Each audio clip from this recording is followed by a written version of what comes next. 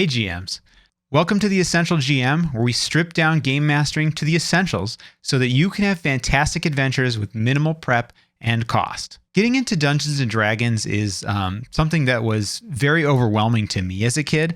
I got a used copy of the first edition Dungeon Master's Guide, and that was it. No player's handbook, none of that stuff. I spent a lot of time reading it. I was very interested in playing, but I was never able to take that to a point where that materialized into like a regular game or something for several years after that. And I still didn't GM for a long time after that. And so I want to help people, kind of conquer how overwhelming this is. There's thousands of pages and all of these books, and I want to make it simpler and help you get into it. So today we're going to talk about my top 5 tips for new game masters. Let's do it. Tip 1, start small. I think there's a feeling that there's like some kind of dishonor if you use anything pre-made and you don't make up the entire world yourself and design all the dungeons and all the characters and all of this shit. And it's bullshit. You don't have to do all of that. In fact, most systems have starter boxes or starter adventures or starter kits. Dungeons & Dragons has the starter box and the essentials kit. Games like Edge of the Empire, which is set in the Star Wars universe, and some of the other ones by Fantasy Flight Games have starter boxes. Call of Cthulhu does. All this stuff is out there, and the beautiful thing about these starter kits are they're reduced rules. A lot of them have pre-generated characters so that it's a little bit easier to jump in, and the rule books aren't as long. It's just a great way to start, to keep it simple. See if you like it, then get excited about reading other books or getting other materials or that kind of thing. I was doing research for this and trying to figure out what my tips were going to be today. I saw one place that said, you should own and have read all 3 core rule books for Dungeons & Dragons. And that is bonkers. It's ludicrous because you would be spending $90. That's almost 1,000 pages.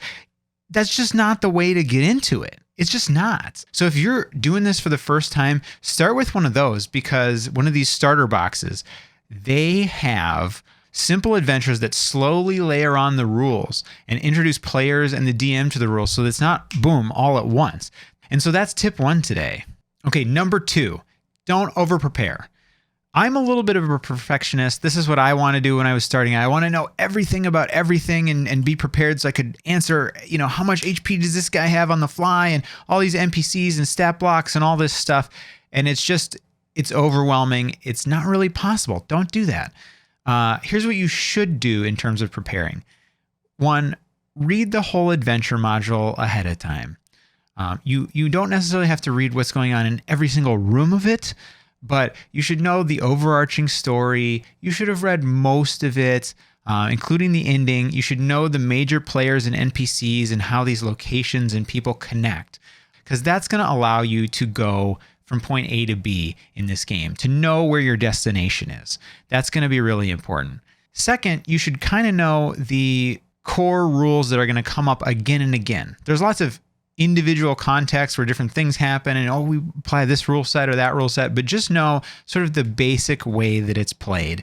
How do you do skill checks? How do you do combat? The basics. And then last thing you should do is just, within 48 hours of when you're playing, just reread the pages of how far that your players are likely to get in that one session based on how long you're playing. So just take it that one session at a time when you're getting started.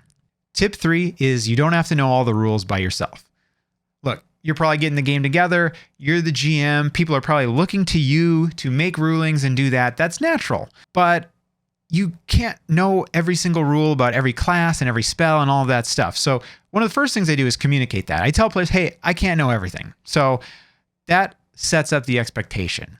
The other expectation that I give them is that, if you're brand new, I'm going to help you as we start out on the first, session or 2. And then once we get going, you're kind of responsible to, have an understanding of the spells you want to cast, how your class works, your racial feats, because I'm not going to remember all those things. That helps, share the load of knowing the rules. The other thing that I do is I just enlist help. If something comes up that we don't know, I try to have that player look it up. if I can resolve somebody else's action or have somebody else look it up for us so that we can keep the flow of the game going. Nothing kind of like breaks the pacing of a session more than like, hey, I got to read this real quick. Can you just wait 2 minutes while I look up the rule? And then people get inside conversations and you've kind of been taken out of the action and the flow. And then the last and most important thing is, you only need to do that if it really matters, if these rules are important. Because you can sort of just like with your understanding of the spirit of the game and how things work, make up a ruling in the moment. And between sessions, you can look up, hey, I didn't really understand how that works. What's the actual thing? So that next time you know. And you don't have to put the burden all on yourself. All right, tip 4, watch other games.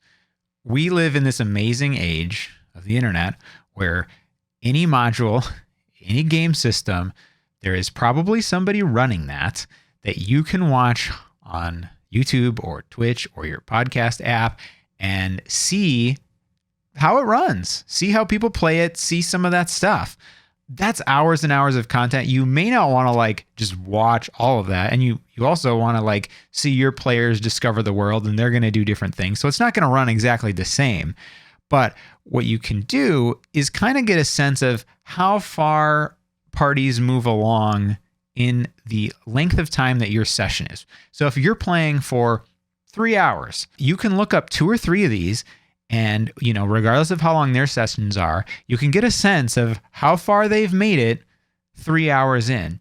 And that will kind of give you a sense of how much to prepare. Because that's one of the really difficult things when you're beginning is kind of knowing how much the players are going to get through.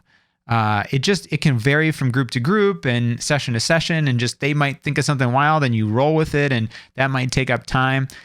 Most of the time, parties don't get as far as you think they might, especially when you're starting out, but that gives you a sense of how much to prepare. And also just how they're doing the basics, combat, skill checks, things like that you're learning, as you're going here. It's a great resource. All right, tip 5 is just start. You have to start and you have to make those mistakes because nobody is born a legendary game master. There's a lot of different skills and elements to it, role-playing NPCs or managing the combat or, tactics of monsters. You're not going to be good at all of that stuff. And that's okay. You're going to have a fun time. So find some players and schedule it because the way that you become a good game master is you just do it by experience. You learn and you adjust. If you just try to get 1% better at something every day or every session, that slowly adds up exponentially. And you become way, way better just by doing it and just by trying to make those little improvements a little bit at a time.